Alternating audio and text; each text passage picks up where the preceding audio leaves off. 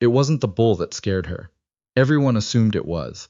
They'd watch Mabel Forsyth walk past the fence line each morning, keeping that careful distance, and they'd nod to each other like they understood something she didn't. Smart girl, they'd think. At least she knows her place. But Mabel wasn't afraid of the bull. She was afraid of becoming invisible. She'd been invisible before. Back in Halifax in her aunt's house, where she slept in a room barely wide enough to stretch her arms and wash dishes until her hands cracked in the cold, nobody asked what Mabel wanted. Nobody asked much of anything. She was 19 when she answered the advertisement in the back of the Nova Scotia Herald, a rancher in southern Alberta seeking a capable woman to help manage a working cattle operation. The word capable had caught her eye. Not beautiful, not young, not obedient. Capable. She'd clipped the notice out with kitchen scissors and held it so long the paper went soft at the fold. She wrote the letter that same night. The Drummondale Ranch sat 40 kilometers east of Lethbridge, pressed flat against a sky so wide it felt like standing at the bottom of a bowl. The land wasn't pretty in any way Mabel had been taught to recognize. No trees to speak of. The wind never fully stopped. In October, when she arrived on the bus from Calgary, the grass was the color of old bone, and the mountains were just a suggestion on the western edge of the world. The man who picked her up from the junction was not the man she'd written to. He was younger, maybe 30, with dust on his collar and the kind of squint that comes from spending a lifetime looking into that flat horizon. He introduced himself as Cason Drummond and shook her hand once, firmly, like a contractor meeting a client. "My father passed in August," he said, and didn't offer more than that. Mabel didn't know what to say to that, so she said nothing. She looked out the window at the prairie rolling past and thought about the letter she'd written, the letter that Cason's father would never read again, and wondered whether the whole thing had been a terrible mistake. The ranch house was old but solid. White paint going gray at the edges, a porch that sagged on one side. 3 hands lived in the bunkhouse out back. Mabel learned their names over supper that first night. Torvald, a big Albertan with Norwegian grandparents and very little to say. Bix, who was 17 and clearly terrified of being seen doing something wrong. And a man they all called Shepherd, though that wasn't his name. His name was something longer that nobody used. Shepherd because he moved slow and quiet, and the cattle seemed to follow him without being asked. None of them looked at Mabel directly during that first meal. She'd expected that. She'd prepared for it. What she hadn't prepared for was the sound she heard at 3 in the morning, lying awake in the small room off the kitchen, a low rhythmic crash, like something enormous throwing itself against wood. Over and over. Deliberate. Patient in its fury, she still in the dark and listened. His name was Graves. Not a name she'd have chosen. It belonged to the man who'd sold him to Cason's father 3 years earlier, a dealer out of Medicine Hat who'd parted with the animal cheap and hadn't said why until the money changed hands. By then it was clear enough. Graves was a Hereford cross, black as a cast-iron pan, with a weight just over 1,000 kilograms, and a disposition that had already put 2 men in the Lethbridge hospital. He'd been kept in the far pen since February. Nobody rode him. Nobody moved him without equipment and a full afternoon's preparation. They fed him from outside the fence using a method Torvald had developed himself, involving a long pole and a careful exit strategy. "He's not mean," Shepherd told her, the second morning when he caught her standing at the fence watching. "What is he then?" Mabel asked. Shepherd thought about that for a moment. He pushed back his hat and looked at the bull the way you'd look at weather coming in. "He's been wrong-handled," he said finally. "Couple times too many." Mabel nodded. She understood wrong handling. She turned back to the fence. "Don't go in there," Shepherd said. Not a warning exactly. More like he was stating something that needed to be stated regardless of whether it would be heard. Mabel didn't say anything. She walked back to the house and started on breakfast. The arrangement Cason had inherited along with the land was simple and had not changed since Mabel's arrival. She managed the house and the meals and the books, because his father had let the accounts go badly in his last year. She had no reason to be near the animals. That was understood. That was fine.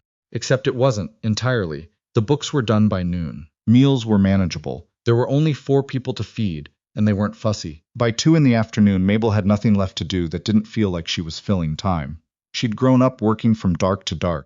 Stillness made her anxious in a way she couldn't name, so she started spending time near the far pen. She didn't go in. She wasn't stupid. She sat on the outside of the fence rail, just within sight of the bull, and she brought something with her. A book, a piece of mending, once just a cup of tea that went cold in the wind. She didn't look directly at him most of the time. She just existed in his peripheral vision, unhurried and small. Graves in those first days wanted nothing to do with her. He'd moved to the far side of the pen when she arrived. He'd stand with his back to her, tail flicking, the muscles across his shoulders tight as rope, Sometimes he'd turn and face her, and hold that gaze like a dare. Mabel held it back, calmly. Without challenge. You're wasting your time, Bix told her once, passing by with a bucket. He wasn't being cruel. He was 17 and said things plainly. Maybe, Mabel said. He watched her for a moment. Kaysen's not going to like this. I know, she said. Bix shrugged and kept walking. Kaysen found out on a Thursday. He came around the side of the barn at 3:30 and stopped when he saw her, sitting on the top rail of the far pen fence, completely still, with Graves standing maybe 4 meters away, not moving, head low, watching her. Get down from there, Kaysen said. Mabel got down. He didn't say anything else until they were inside the house, and then what he said was very quiet and very measured in the way of a man who'd learned that anger got nothing done. He told her that Graves had put his cousin in the hospital. He told her the bull wasn't a project. He told her that if she was looking for something to do, he had fence line on the north quarter that needed checking. Mabel listened. She nodded. She said she understood. She was back at the fence the next morning. She expected him to fire her. She half expected she deserved it. But Kaysen didn't come back around that side of the barn, and no one brought it up again, and Mabel kept going. Every afternoon, same spot, same quiet. By the 3rd week, Graves had stopped going to the far side when she arrived. By the 4th week, he was coming closer. Not close, not friendly, but closer. He'd stand 8 feet from the fence and look at her with those enormous dark eyes that held something behind them. Not stupidity. Which was what people assumed when they said it's just a bull, but something more complicated.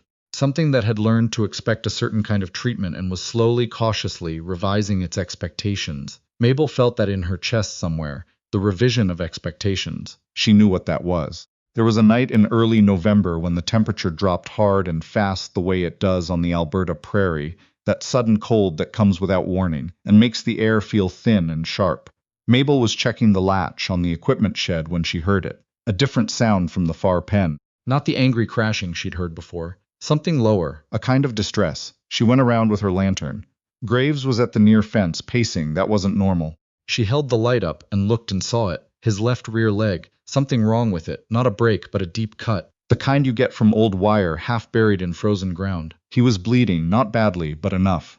She stood there in the dark with her lantern and thought about going to get Torvald. She thought about going to get Kaysen. She thought about what the morning procedure was for the far pen, with the long pole and the exit strategy. Then she unlatched the gate. She moved in slowly, talking as she went, not to calm him, really, or not only. She just felt like the silence needed something in it. She talked about Halifax. She talked about the bus ride from Calgary and how flat the land had looked, and how she hadn't known what to make of it.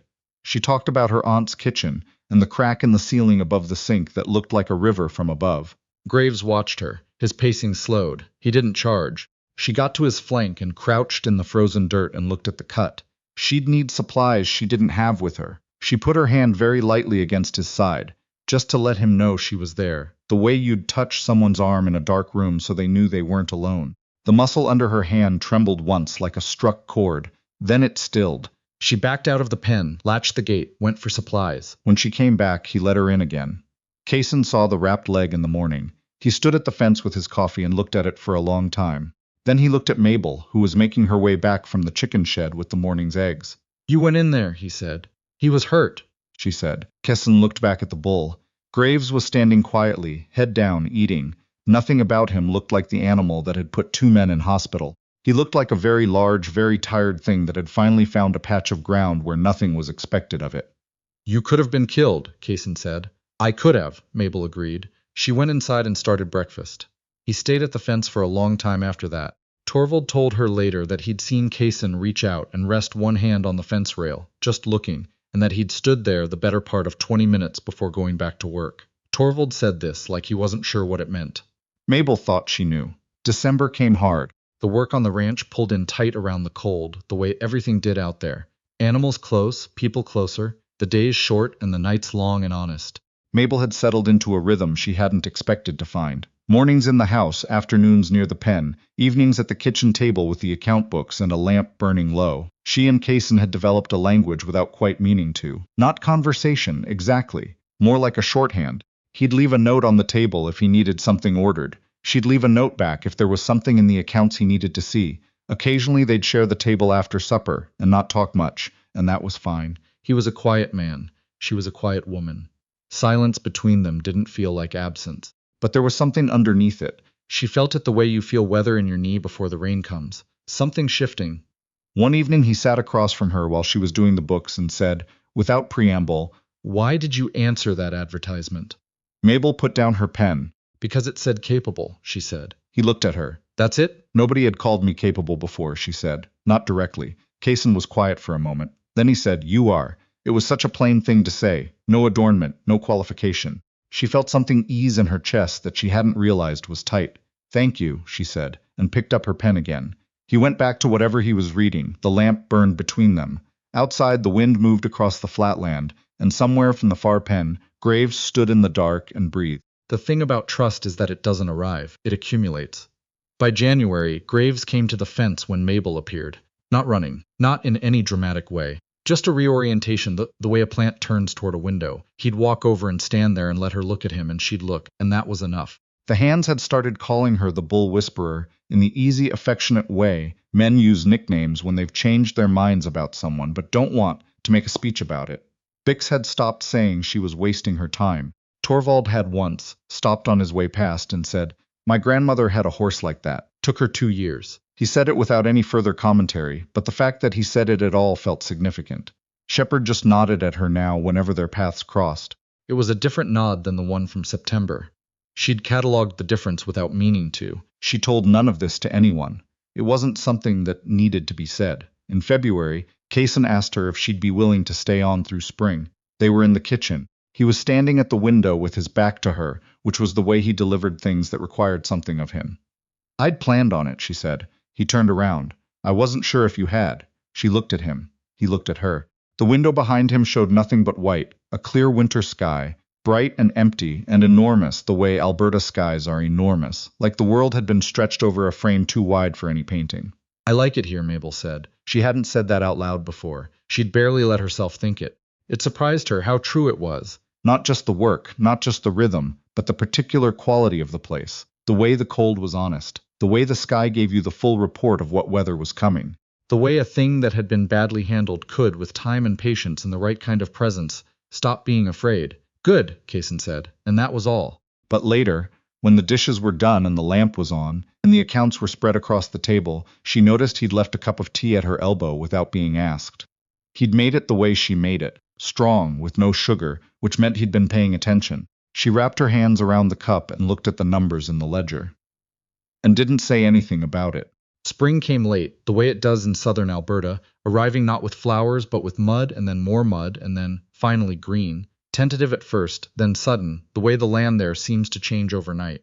On a morning in late April, Mabel unlatched the gate of the far pen and walked in without supplies and without an agenda. Just walked in and stood there in the new light. Graves came to her in under a minute. He stopped just in front of her, close enough that she could feel the heat coming off his body. That enormous animal warmth. He dropped his head, which was not submission exactly, but something like a laying down of arms. She lifted her hand and rested it on the broad flat of his forehead, and he stood perfectly still. She stayed like that for a while. Torvald, walking past with a water line, stopped at the fence. He stood there watching. He didn't say anything, and she didn't look over. But she was aware of him. Aware of the particular quality of that silence, the kind that happens when something has been changed, and the people nearby are adjusting to the new shape of things. Later she would hear that he'd told Bix, who'd told Shepard, who'd said only, I know.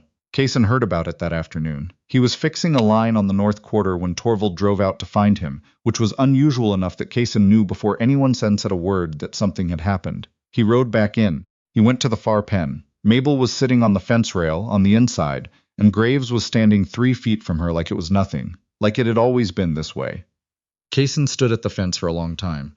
"You should name him something else," Mabel said eventually, not looking at him, looking at the bull. Kaysen didn't answer right away. "Then, what would you name him?" She thought about it. "Clearwater," she said. "After the river." Kaysen was quiet. Then he said, "That's a good name." He unlatched the gate and came in. Slowly, the way she'd taught him without meaning to, just by example, just by being there every day and doing it the way it needed to be done. He stood beside her and looked at the bull, which looked back at both of them with those enormous, serious eyes. "He's different," Kaysen said. "He is," Mabel said. He looked at her then, not the way he'd looked at her in September, when she was someone who'd answered an advertisement and might or might not work out. Something had shifted in that gaze. She could feel it, the weight of it. Honest and unhurried. "So are you," he said. "Different from what I expected." "Better or worse?" she asked, and she was smiling. "Better," he said, considerably. The bull, Clearwater, exhaled a long, slow breath and went back to his grass.